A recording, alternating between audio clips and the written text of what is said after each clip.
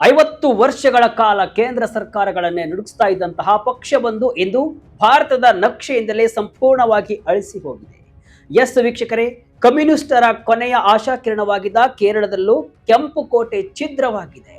ಇನ್ನೊಂದೆಡೆ ಅಸ್ಸಾಂನಲ್ಲಿ ಹಿಂದೆಂದೂ ಕಾಣದ ಸುನಾಮಿ ಎಬ್ಬಿಸಿದ ಕಮಲ ಪಡೆ ಬರೋಬ್ಬರಿ 100ರ ಗಡಿ ದಾಟಿದೆ. ಪುದುಚೇರಿಯಲ್ಲೂ ಕೂಡ ಎನ್ಡಿಎ ಕಮಾಲ್ ಮಾಡಿದೆ. ಎಸ್ ವೀಕ್ಷಕರೇ, ಕಳೆದ 50 ವರ್ಷಗಳಲ್ಲಿ ಇದೇ ಮೊದಲ ಬಾರಿಗೆ ಭಾರತದ ಯಾವುದೇ ರಾಜ್ಯದಲ್ಲಿ ಎಡಪಕ್ಷ ಅಧಿಕಾರದಲ್ಲಿ ಇಲ್ಲದಿರುವಂತಹ ಪರಿಸ್ಥಿತಿ ಈಗ ನಿರ್ಮಾಣವಾಗಿದೆ.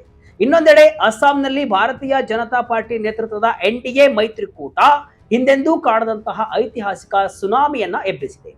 ಪುದುಚೇರಿಯಲ್ಲೂ ಕೂಡ ಎನ್ಡಿಎ ಕಮಾಲ್ ಮಾಡಿದೆ. ಆದರೆ ಎಲ್ಲರ ಕಣ್ಣು ನೆಟ್ಟಿರುವುದು ದೇವರ ನಾಡು ಕೇರಳದ ಕಡೆಗೆ. ಪಿಣರಾಯಿ ವಿಜಯನ್ ಅವರ ಅಭ್ಯರ್ಥಿಯ ಕೋಟೆಯನ್ನ ಕಾಂಗ್ರೆಸ್ ನೇತೃತ್ವದ ಯುಡಿಎಫ್ ಮೈತ್ರಿಕೂಟ ಕೊನೆಗೂ ಛಿದ್ರ ಮಾಡಿದೆ. ಹಾಗಾದ್ರೆ ಈ ಬಾರಿಯ ವಿಧಾನಸಭಾ ಚುನಾವಣಾ ಫಲಿತಾಂಶ ಹೇಗಿದೆ? ಕೇರಳದಲ್ಲಿ ಎಡಪಕ್ಷಗಳು ಮುಗ್ಗರಿಸಿದ್ದು ಯಾಕೆ? ಅಸ್ಸಾಂನಲ್ಲಿ ಕಮಲ ಅರಳಿದ್ದು ಹೇಗೆ? ಪುದುಚೇರಿ ಯಾರ ಪಾಲು? ಬನ್ನಿ ಈ ವಿಡಿಯೋದಲ್ಲಿ ಸಂಪೂರ್ಣ ಮಾಹಿತಿಯನ್ನ ಎಳೆಯಾಗಿ ಬಿಡಿಸಿ ನೋಡೋಣ. ನಾನು ಶಿವಮೂರ್ತಿ ಸರ್ಪ. ಕೇರಳದಲ್ಲಿ ಯುಡಿಎಫ್ಗೆ ಭರ್ಜರಿ ಜಯ, ಕಮ್ಯುನಿಸ್ಟ್ ಕೋಟೆ ಫುಲ್ ಪೊಡಿ ಪೊಡಿ. ವೀಕ್ಷಕರೇ, ಎಕ್ಸಿಟ್ ಪೋಲೋ ಭವಿಷ್ಯ ನಿಜವಾಗಿದೆ. ಕೇರಳದಲ್ಲಿ ಕಾಂಗ್ರೆಸ್ ನೇತೃತ್ವದ ಯುಡಿಎಫ್ ಮೈತ್ರಿಕೂಟ ಸರ್ಕಾರವನ್ನ ರಚಿಸಲು ಸಜ್ಜಾಗಿದೆ. ಕಳೆದ ಚುನಾವಣೆಯಲ್ಲಿ ಎಲ್ಡಿಎಫ್ ಅಂದ್ರೆ ಎಡಪಕ್ಷಗಳ ಮೈತ್ರಿಕೂಟ ಪ್ರವಾಹ ಮತ್ತು ಕೊರೋನಾ ಸಂಕಷ್ಟವನ್ನ ನಿಭಾಯಿಸಿದ ರೀತಿ ಹಾಗೂ ಕಲ್ಯಾಣ ಯೋಜನೆಗಳ ಬಲದಿಂದ ಅಧಿಕಾರ ಉಳಿಸಿಕೊಂಡಿತ್ತು. ಕೇರಳದಲ್ಲಿ 31ರಿಂದ 36 ಸ್ಥಾನಗಳಿಗೆ, ದಕ್ಷಿಣ ಕೇರಳದಲ್ಲಿ 32ರಿಂದ 35 ಸ್ಥಾನಗಳಿಗೆ ತನ್ನ ಬಲವನ್ನ ಹೆಚ್ಚಿಸಿಕೊಂಡಿತ್ತು. ಆದ್ರೆ ಈ ಬಾರಿ ಪರಿಸ್ಥಿತಿ ಸಂಪೂರ್ಣ ಬದಲಾಗಿದೆ. ಆಡಳಿತಾರೂಢ ಪಿಣರಾಯಿ ವಿಜಯನ್ ಸರ್ಕಾರ ಚಿನ್ನದ ಕಳ್ಳ ಸಾಗಣೆ ಪ್ರಕರಣ ಮತ್ತು ಶಬರಿಮಲೆ ವಿವಾದದಂತಹ ಸಾಲು ವಿವಾದಗಳಿಂದ ತೀವ್ರ ಮುಜುಗರಕ್ಕೆ ಈಡಾಗಿತ್ತು. ಕಾಂಗ್ರೆಸ್ ಇದೇ ವಿಚಾರಗಳನ್ನ ಮುಂದಿಟ್ಟುಕೊಂಡು ಎಲ್ಡಿಎಫ್ ವಿರುದ್ಧ ತೀವ್ರ ವಾಗ್ದಾಳಿಯನ್ನ ನಡೆಸಿತ್ತು. ಕಾಂಗ್ರೆಸ್ ಒಳಗಿನ ಬಣ ರಾಜಕೀಯದ ಹೊರತಾಗಿಯೂ ಕೂಡ ಈ ಬಾರಿ ಯುಡಿಎಫ್ ಒಗ್ಗಟ್ಟಿನಿಂದ ಆಡಳಿತ ವಿರೋಧಿ ಅಲೆಯ ಲಾಭ ಪಡೆಯುವಲ್ಲಿ ಯಶಸ್ವಿಯಾಗಿದೆ. ಮತ್ತೊಂದೆಡೆ ಇಲ್ಲಿ ಬಿಜೆಪಿ ಕೂಡ ಅಗ್ರೆಸಿವ್ ಆಗಿ ಕ್ಯಾಂಪೇನ್ ಕೂಡ ಮಾಡಿತ್ತು. ಹಿಂದೆ 30,000ಕ್ಕೂ ಹೆಚ್ಚು ಮತಗಳನ್ನ ಪಡೆದಿದ್ದ ಸುಮಾರು 48 ಕ್ಷೇತ್ರಗಳನ್ನ ಗುರಿಯಾಗಿಸಿಕೊಂಡು ಆರ್ಎಸ್ಎಸ್ ಬೆಂಬಲದೊಂದಿಗೆ ಆ ಮತಗಳನ್ನ ಗೆಲುವಾಗಿ ಪರಿವರ್ತಿಸಲು ಕಮಲ ಪಡೆ ತೀವ್ರ ಯತ್ನವನ್ನು ಕೂಡ ನಡೆಸಿತ್ತು. ಈ ತ್ರಿಕೋನ ಸ್ಪರ್ಧೆ ಮತ್ತು ಮೂರನೇ ಶಕ್ತಿಯ ಪ್ರಭಾವ ಕೇರಳದ ಚುನಾವಣಾ ಕಣವನ್ನ ಅತ್ಯಂತ ಸಂಕೀರ್ಣ ಮತ್ತು ಊಹಿಸಲಾಗದ ಮಟ್ಟಕ್ಕೆ ಕೊಂಡೊಯ್ದಿತ್ತು. ಇದೆಲ್ಲದರ ನಡುವೆ ಎಲ್ಡಿಎಫ್ ತನ್ನ ನೆಲೆಯನ್ನ ಕಳೆದುಕೊಂಡಿದೆ. 140 ಕ್ಷೇತ್ರಗಳ ಪೈಕಿ ಯುಡಿಎಫ್ 100ರ ಗಡಿಯಲ್ಲಿ ಬಂದು ನಿಂತಿದೆ. ಎಲ್ಡಿಎಫ್ 40ರ ಒಳಗೆ ಕುಸಿದಿದೆ. ಕಲ್ಯಾಣ ಯೋಜನೆಗಳಿಗೀಗ ಸಿಗಲಿಲ್ಲ ಬೆಂಬಲ. ಜನರಿಗೆ ಬೇಕಿದೆ ಉದ್ಯೋಗ, ಅಭಿವೃದ್ಧಿ. ಕೇರಳದಲ್ಲಿ ಕಮ್ಯುನಿಸ್ಟರು ಇಷ್ಟು ವರ್ಷಗಳ ಕಾಲ ಅಧಿಕಾರ ಹಿಡಿಯಲು ಪ್ರಮುಖ ಕಾರಣ ಅವರ ಕಲ್ಯಾಣ ಯೋಜನೆ, ಸಬ್ಸಿಡಿಗಳು, ಪಿಂಚಣಿಗಳು ಹಾಗೂ ಬಡ ವರ್ಗಗಳನ್ನ ಗುರಿಯಾಗಿಸಿಕೊಂಡು ರೂಪಿಸಿದಂತಹ ಯೋಜನೆಗಳು ಅವರಿಗೆ ಸ್ಥಿರವಾದ ವೋಟ್ ಬ್ಯಾಂಕ್ ಅನ್ನು ಒದಗಿಸಿದವು. ಆದರೆ ಈಗ ಕಾಲ ಬದಲಾಗಿದೆ. ಕೇವಲ ಉಚಿತ ಯೋಜನೆಗಳು, ಹಣ ಹಂಚಿಕೆ ಜನರಿಗೆ ಸಾಕಾಗ್ತಾ ಇಲ್ಲ. ಜನರ ಆಕಾಂಕ್ಷೆಗಳು ಈಗ ಆರ್ಥಿಕ ಬೆಳವಣಿಗೆ, ಉದ್ಯೋಗ ಸೃಷ್ಟಿ ಮತ್ತು ಖಾಸಗಿ ವಲಯದ ಅವಕಾಶಗಳ ಕಡೆಗೆ ತಿರುಗಿವೆ. ಇದೇ ಎಡಪಕ್ಷಗಳಿಗೆ ಮುಳುವಾಗಿದ್ದು ಅವರ ಸಾಂಪ್ರದಾಯಿಕ ಶಕ್ತಿ ಇರುವುದೇ ರಾಜ್ಯದ ಹಸ್ತಕ್ಷೇಪ ಮತ್ತು ಸಾಮಾಜಿಕ ಕಲ್ಯಾಣದಲ್ಲಿ. ಆದರೆ ಇಂದಿನ ರಾಜಕೀಯ ಚರ್ಚೆ ನಡೀತಾ ಇರುವುದು ಅಭಿವೃದ್ಧಿಯ ಸುತ್ತ.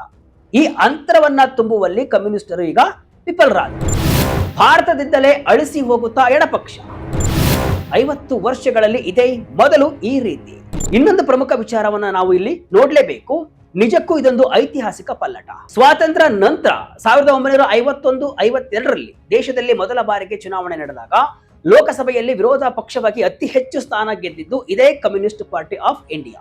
1957ರಂತೂ ಕೇರಳದಲ್ಲಿ ಎಡಪಕ್ಷಗಳು ಜಗತ್ತಿನಲ್ಲಿ ಮೊದಲ ಬಾರಿಗೆ ಪ್ರಜಾಸತ್ತಾತ್ಮಕವಾಗಿ ಚುನಾಯಿತವಾದ ಕಮ್ಯುನಿಸ್ಟ್ ಸರ್ಕಾರವನ್ನ ರಚಿಸಿ ಇತಿಹಾಸವನ್ನ ನಿರ್ಮಿಸಿತು. 1977ರಲ್ಲಿ ಪಶ್ಚಿಮ ಬಂಗಾಳದಲ್ಲಿ ಅಧಿಕಾರಕ್ಕೆ ಬಂದಂತಹ ಕಮ್ಯುನಿಸ್ಟರು ಜ್ಯೋತಿ ಬಸು ಅವರ ನೇತೃತ್ವದಲ್ಲಿ ಬರೋಬ್ಬರಿ 23 ವರ್ಷ, ಆನಂತರ ಬುದ್ಧದೇವ್ ಭಟ್ಟಾಚಾರ್ಯ ಅವರ ನೇತೃತ್ವದಲ್ಲಿ ಒಟ್ಟಾರೆ 34 ವರ್ಷಗಳ ಕಾಲ ಬಂಗಾಳವನ್ನ ಆಳಿದ್ರು. ಇನ್ನು ತ್ರಿಪುರದಲ್ಲೂ ಕೂಡ 1993ರಲ್ಲಿ ಅಧಿಕಾರಕ್ಕೆ ಬಂದು 20 ವರ್ಷ ದಶರಥ್ ದೇವ್ ಮತ್ತು ನಂತರ ಮಾಣಿಕ ಸರ್ಕಾರ ನೇತೃತ್ವದಲ್ಲಿ ಸುದೀರ್ಘ ಕಾಲ ಆಡಳಿತವನ್ನ ನಡೆಸಿತು.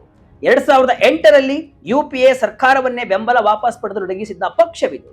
ಆದ್ರೆ 2011ರಲ್ಲಿ ಪಶ್ಚಿಮ ಬಂಗಾಳದಲ್ಲಿ ಮಮತಾ ಬ್ಯಾನರ್ಜಿಯವರ ಟಿಎಂಸಿ ಎದುರು ಸೋತಾಗ ಶುರುವಾದ ಎಡಪಕ್ಷಗಳ ಪತನ 2018ರಲ್ಲಿ ತ್ರಿಪುರದಲ್ಲಿ ಬಿಜೆಪಿ ಎದುರು ಸೋತಾಗ ಮತ್ತಷ್ಟು ಪಾತಾಳಕ್ಕೆ ಕುಸಿಯಿತು. ಕೇವಲ ಕೇರಳ ಮಾತ್ರ ಅವರ ಕೊನೆಯ ಆಶಾಕಿರಣವಾಗಿತ್ತು. ಈಗ 2026ರ ಚುನಾವಣೆಯಲ್ಲಿ ಪಿಣರಾಯಿ ವಿಜಯನ್ ಅವರ ಆಡಳಿತ ಅಂತ್ಯವಾಗುವುದರೊಂದಿಗೆ ಕಮ್ಯುನಿಸ್ಟ್ ಪಕ್ಷ ಭಾರತದ ಯಾವುದೇ ರಾಜ್ಯದಲ್ಲಿ ಅಧಿಕಾರದಲ್ಲಿ ಇಲ್ಲದಂತೆ ಆಗಿದೆ. ಇದು ಕೇವಲ ಕೇರಳದಲ್ಲಿನ ಸೋಲಲ್ಲ, ಭಾರತದಲ್ಲಿ ಎಡಪಂಥೀಯ ಸಿದ್ಧಾಂತದ ಪ್ರಭಾವ ಸಂಪೂರ್ಣವಾಗಿ ಕುಗ್ಗಿದೆ ಎಂಬುದರ ಸಂಕೇತ. ಅಸ್ಸಾಂನಲ್ಲಿ ಎನ್ಡಿಎ ಸುನಾಮಿ, 100ರ ಗಡಿ ತಲುಪಿದ ಕಮಲ ಪಡೆ. ಇನ್ನು ದಕ್ಷಿಣದ ಕತೆ ಇದಾದ್ರೆ, ಈಶಾನ್ಯ ಭಾರತದ ಅಸ್ಸಾಂನಲ್ಲಿ ಕಮಲ ಪಡೆ ಹಿಂದೆಂದೂ ಕಾಣದಂತಹ ಭಾರಿ ಜಯಬೇರಿಯನ್ನ ಬಾರಿಸಿ 126 ಸದಸ್ಯ ಬಲದ ಅಸ್ಸಾಂ ವಿಧಾನಸಭೆಯಲ್ಲಿ ಬಿಜೆಪಿ ನೇತೃತ್ವದ ಎನ್ಡಿಎ ಮೈತ್ರಿಕೂಟ ಮ್ಯಾಜಿಕ್ ನಂಬರ್ ದಾಟಿ ಬರೋಬ್ಬರಿ 100 ಸ್ಥಾನಗಳಲ್ಲಿ ಮುನ್ನಡೆ ಸಾಧಿಸಿ ಬೃಹತ್ ವಿಜಯದತ್ತ ದಾಪುಗಾಲು ಇಟ್ಟಿದೆ. ಏಪ್ರಿಲ್ 9ರಂದು ಒಂದೇ ಹಂತದಲ್ಲಿ ನಡೆದ ಚುನಾವಣೆಯಲ್ಲಿ 85.96% ಭಾರಿ ಪ್ರಮಾಣದ ಮತದಾನವಾಗಿತ್ತು. ಈ ಟ್ರೆಂಡ್ ಎನ್ಡಿಎ ಪರವಾದ ಅಲೆಯನ್ನೇ ಸೃಷ್ಟಿಸಿದೆ. ಮುಖ್ಯಮಂತ್ರಿ ಹಿಮಂತ ಬಿಸ್ವಾ ಶರ್ಮಾ ಅವರು ಜಲ್ಕಾಬಾರಿ ಕ್ಷೇತ್ರದಿಂದ ಗೆದ್ದಿದ್ರೆ ಅವರ ಕ್ಯಾಬಿನೆಟ್ನ ಪ್ರಮುಖ ಸಚಿವರಾದ ರಣೋಜ್ ಪೆಗು, ಪಿಯೂಷ ಹಜಾರಿಕಾ, ಅಶೋಕ್ ಸಿಂಘಾಲ್, ಪ್ರಶಾಂತ್ ಫುಕನ್ ಮತ್ತು ಬಿಮಲ್ ಬೋರಾ ಎಲ್ಲರೂ ಗೆಲುವಿನ ನಗೆಯನ್ನ ಬೀರಿದ್ದಾರೆ. ಅಸ್ಸಾಂನಲ್ಲಿ ಕಾಂಗ್ರೆಸ್ ಕೇವಲ 24 ಸ್ಥಾನಗಳಿಗೆ ಸೀಮಿತವಾಗಿದ್ದು, ಇತರರು 2 ಸ್ಥಾನಗಳಲ್ಲಿ ಮಾತ್ರ ಲೀಡಿಂಗ್ ನಲ್ಲಿ ಇದ್ದಾರೆ. ಅಸ್ಸಾಂನ 2 ದಶಕಗಳ ಇತಿಹಾಸವನ್ನ ನೋಡಿದ್ರೆ ಇದು ಅಚ್ಚರಿಯನ್ನ ಮೂಡಿಸುತ್ತೆ. 2006ರಲ್ಲಿ ಕಾಂಗ್ರೆಸ್ 56 ಸ್ಥಾನ ಗೆದ್ದಿದ್ರೆ ಬಿಜೆಪಿ ಕೇವಲ 34 ಸ್ಥಾನವನ್ನು ಹೊಂದಿತ್ತು.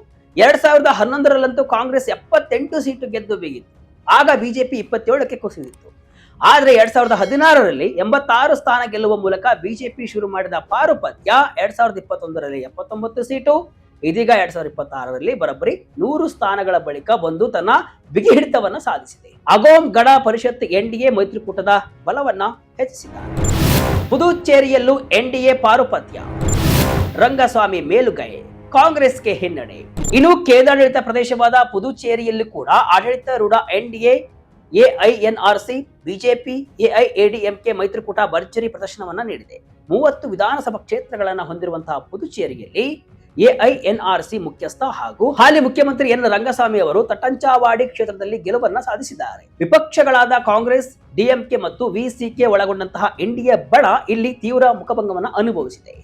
ಆದರೂ ಪುದುಚೇರಿಯಲ್ಲಿ ಅಧಿಕಾರದ ಚುಕ್ಕಾಣಿ ಎನ್ಡಿಎ ಕೈಯಲ್ಲೇ ಉಳಿಯುವುದು ಈಗ ಸ್ಪಷ್ಟವಾಗ್ತಾ ಇದೆ. ವೀಕ್ಷಕರೇ, ಈ 3 ಫಲಿತಾಂಶ ಭಾರತದ ರಾಜಕೀಯದಲ್ಲಿ ಹೊಸ ಟ್ರೆಂಡ್ ಅನ್ನ ಸೃಷ್ಟಿಸಿದೆ. 2 ಕಡೆ ಅಧಿಕಾರ ಕಂಟಿನ್ಯೂ ಆದ್ರೆ, 1 ಕಡೆ ಅಧಿಕಾರ ಬದಲಾಗಿದೆ. ಜನ ಕೇವಲ ಉಚಿತಗಳ ಮೊರೆ ಹೋಗ್ತಾ ಇಲ್ಲ, ಅವರಿಗೆ ಉದ್ಯೋಗ, ಅಭಿವೃದ್ಧಿ ಬೇಕಾಗಿದೆ. ಈ ಸ್ಪಷ್ಟ ಸಂದೇಶ ಕೇರಳದಲ್ಲಿ ಈಗ ರವಾನೆಯಾಗಿದೆ. ಇದರ ಪರಿಣಾಮವಾಗಿ ಭಾರತದ ರಾಜಕಾರಣದಲ್ಲಿ 5 ದಶಕಗಳ ಕಾಲ ಗರ್ಜಿಸಿದಂತಹ ಕಮ್ಯುನಿಸ್ಟ್ ಪಕ್ಷ ಈಗ ಅಸ್ತಿತ್ವವನ್ನ ಕಳೆದುಕೊಂಡು ಶೂನ್ಯಕ್ಕೆ ಬಂದು ತಲುಪಿದೆ. ಇತ್ತ ಅಸ್ಸಾಂನಲ್ಲಿ ಬಿಜೆಪಿಯ ಹಿಮಂತ ಬಿಸ್ವಾ ಶರ್ಮಾ ಅವರ ಅಭಿವೃದ್ಧಿ ಮತ್ತು ಹಿಂದುತ್ವದ ಅಜೆಂಡಾಗೆ ಜನ ಬ್ರಹ್ಮರಥೋತ್ಸವ ಮಾಡಿದ್ದಾರೆ. ದಕ್ಷಿಣದ ಪುದುಚೇರಿಯಲ್ಲೂ ಕೂಡ ಕಮಲ ಮೈತ್ರಿಕೂಟ ಅರಳಿದೆ. ಕಾಂಗ್ರೆಸ್ಗೆ ಕೇರಳದಲ್ಲಿ ಆಮ್ಲಜನಕ ಸಿಕ್ಕಿದ್ರೆ ಅಸ್ಸಾಂನಲ್ಲಿ ತೀವ್ರ ಹಿನ್ನಡೆಯಾಗಿದೆ. ಮುಂಬರುವ ದಿನಗಳಲ್ಲಿ ಈ ಫಲಿತಾಂಶಗಳು ರಾಷ್ಟ್ರ ರಾಜಕಾರಣದ ದಿಕ್ಕನ್ನ ಹೇಗೆ ಬದಲಾಯಿಸುತ್ತವೆ ಎಂಬುದನ್ನು ಕೂಡ ನಾವು ಕಾದು ನೋಡಲೇಬೇಕು. ಇದಿಷ್ಟು ಇವತ್ತಿನ ವಿಶೇಷ. ಇದೇ ರೀತಿಯ ಹಲವು ವಿಶ್ಲೇಷಣೆ, ಮಾಹಿತಿ ಅಷ್ಟೇ ಅಲ್ಲ, ಮನರಂಜನೆಯ ವಿಡಿಯೋಗಳಿಗಾಗಿ ವಿಜಯ ಕರ್ನಾಟಕ ವೆಬ್ಸೈಟ್, ಫೇಸ್ಬುಕ್ ಹಾಗೂ ಯೂಟ್ಯೂಬ್ ಪೇಜ್ ಅನ್ನು ಫಾಲೋ ಮಾಡಿ. ಧನ್ಯವಾದಗಳು.